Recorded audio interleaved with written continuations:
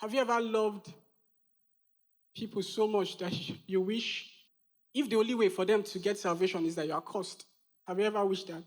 And Moses, I can't even boast of having that kind of concern for my neighbor, that even if it means I miss salvation, Lord, he said, I'm not over-exaggerating.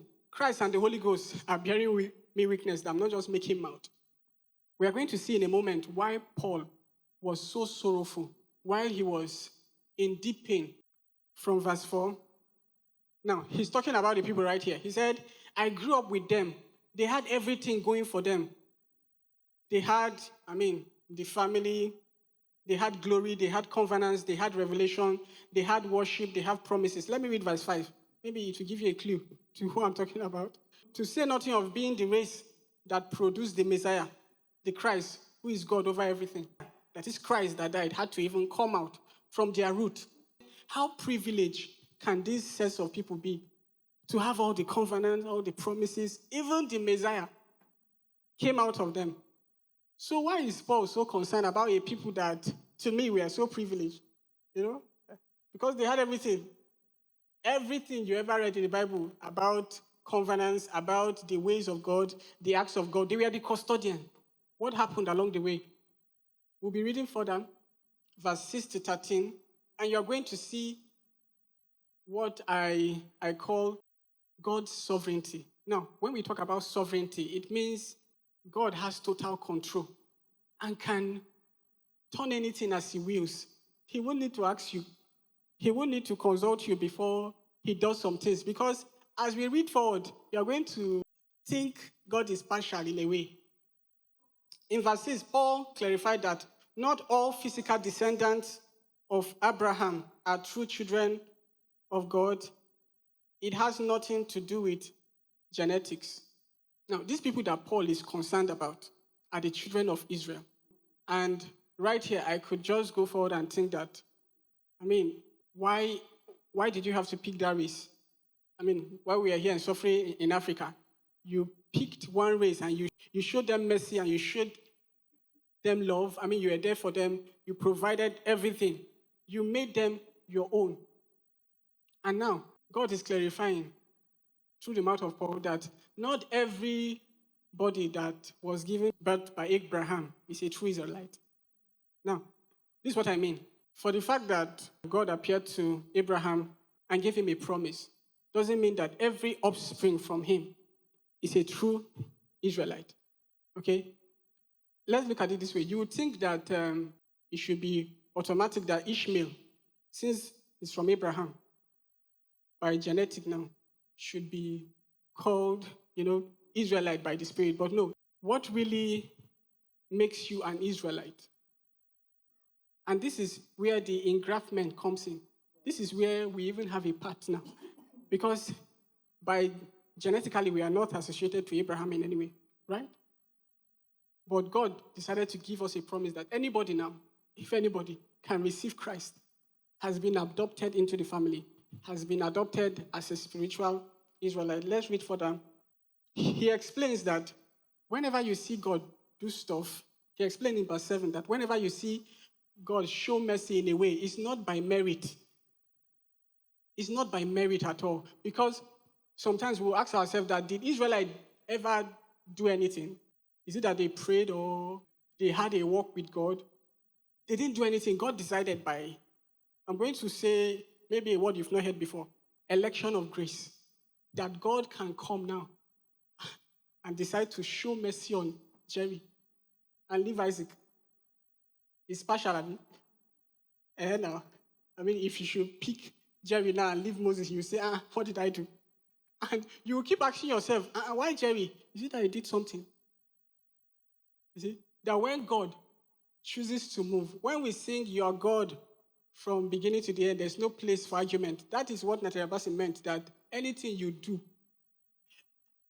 your God all by yourself, you don't need my input. You don't need to ask me that, should I bless this person? Verse 8, Paul emphasizes that children of the flesh, that is, the physical descendants, are not the same as the children of God. Abraham gave birth to Isaac and Ishmael, right? Both of them should be the promise now. But the promise is when the angel spoke to Sarah and said, a seed shall come from you. So the promise is not necessarily an offspring of Abraham. It's the promise of God over Isaac. And as we read further, verse 9, he references Sarah's promise and Isaac's birth to illustrate God's sovereignty. Now, God appeared to Sarah and said, by this time next year, you're going to have a son, and through him, I'm going to move mightily on the surface of the earth, just paraphrasing. Isaac didn't do anything. In fact, he was not even born then, so it's not even about what he did. And you would think it's automatic that every offspring of Isaac now should be the promise. Then he appeared again to Rebekah. Let's read verse 10 to 11.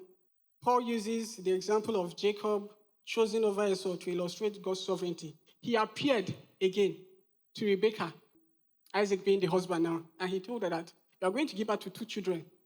These children, it's not even about what one will do. People that are not even born yet, you've decided to pick one. We are talking about his sovereignty here, that he's the God of all universe. He can do anything he likes. You are thinking he's unfair, Abby.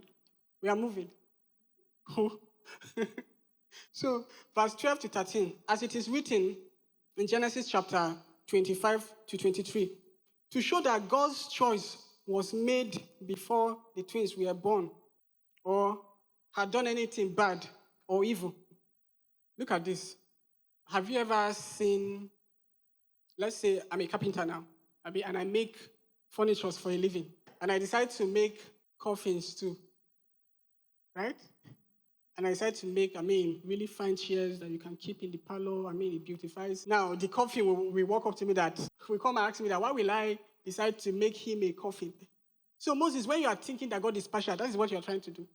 Because a clay now, you're a clay. There's no place.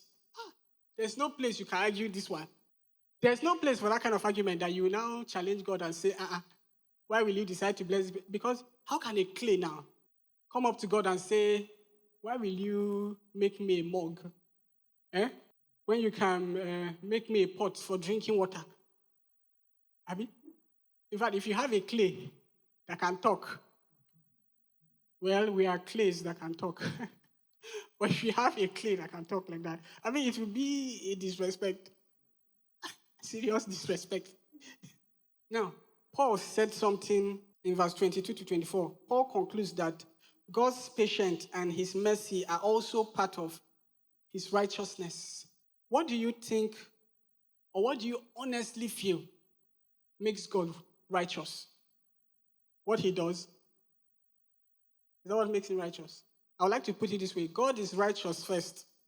God is righteous, then anything he does is righteous. This is what I'm saying. If God wakes up today and says stealing is good, stealing is good.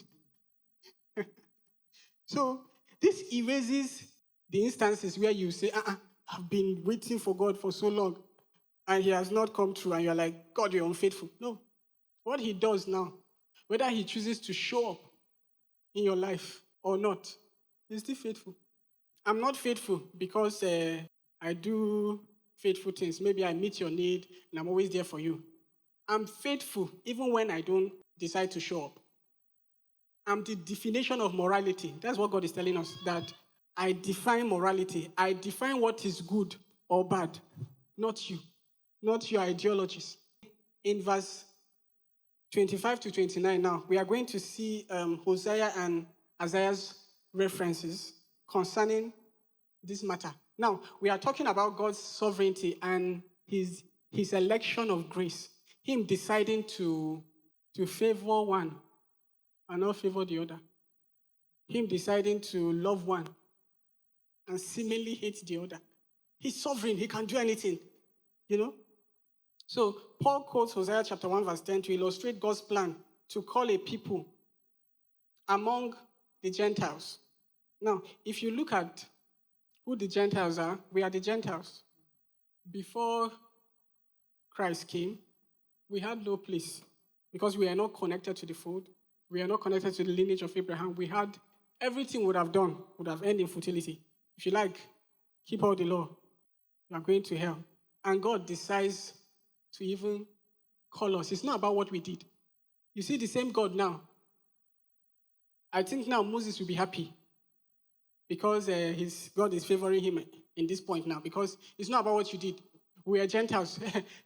We never did anything right to demand him showing that mercy. That mercy. Hosea chapter 2, verse 23. To show God's plan to call those who were not his. Verse 27.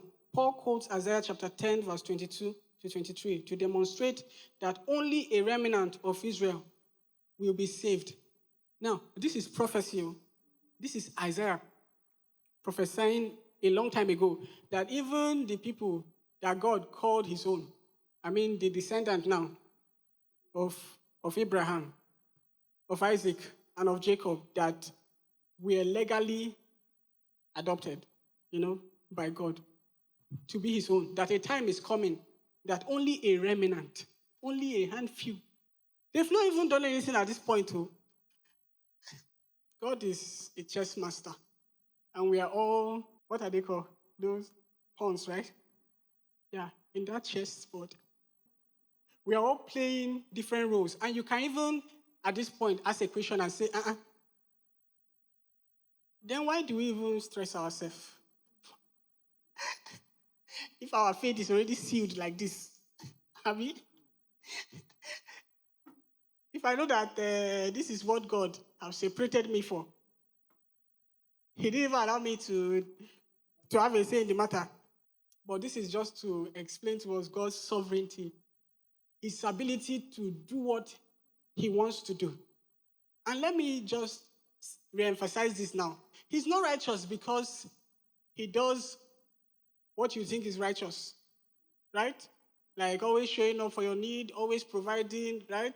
Keeping you safe, averting accidents. That's not what makes him faithful. He's faithful, then everything he does, that if God wakes up now and says stealing, like I said, is legal. Let's read 28 to 29. He referenced Isaiah chapter 1, verse 9 to show that God's judgment is just. Whatever he chooses to do as a judgment now is just. Is just. He's the definition of what you call just. Chapter 29, Paul concludes that God's plan of salvation is broader than the Jewish people expected.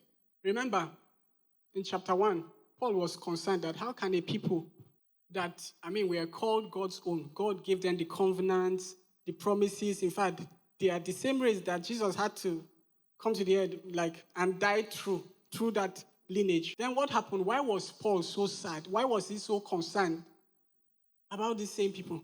We're about to find out. Verse 13. How can we sum this up? All those people who didn't seem interested in what God was doing actually embraced what God was doing as he straightened out their life. And Israel, who seemed so interested in reading and talking about what God was doing, missed it.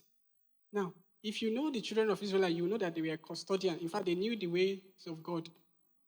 They knew everything. In fact, if there's a breed of people that should predict and know that the Messiah is now here, it should be Israelites. And because they've studied for years, in fact, they were specific, separated kind of people. They were called the Sadducees and the Pharisees. They were doctors of the law. That is, they've rightly divided what Christ's coming will be. They've read, they've studied about this. But when he came, this is what Pastor 30 is saying, that the people that were so zealous about his coming, anticipating his coming and have studied for years, missed him.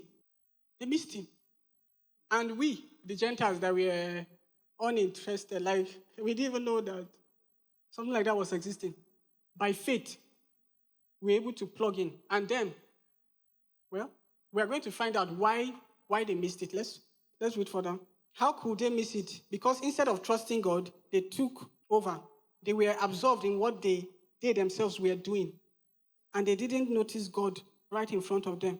This is the problem, and this is what Jerry was emphasizing in chapter 8. Thinking is by your works. For the fact that you have a prayer time. You have a prayer time, and you pray, and you can pray for 4 hours. Because in this generation, this is what we boast about, our prayer capacity. I can pray for 4 hours. and you are waiting for when they will give you the mic to announce that just yesterday I prayed for 5 hours, you know. So all they do was boast about how they were knowledgeable, about how their father was Abraham, Isaac, and Jacob, and how they attached everything to work. And this is what Paul was lamenting about. In fact, this is what Jesus said to them. Because you said you are not blind, you are therefore blind. Because you say your eyes have been opened, you're blind. And Jesus, how he will always say, I came for the sick, not people that think. Because the Pharisees thought, the Israelites thought they had arrived. They were the people loved by God. They were the custodians, the keepers of the laws of God. And all they could attach this to was work. But the Gentiles, having nothing, embraced it by faith. In fact, they even forgot what their father did. Because Abraham believed God, it was counted for him as righteousness. If you say Abraham is your father, do the works of Abraham now. Abraham didn't attach it to work. Because Abraham believed God, it was counted as righteousness. But there came a time in Israel now that it was about if you can pray 3 times a day, and this is how they even do it. Jesus will call them generation of vipers because they will do it publicly. They will go and stand in the marketplace and pray so loud.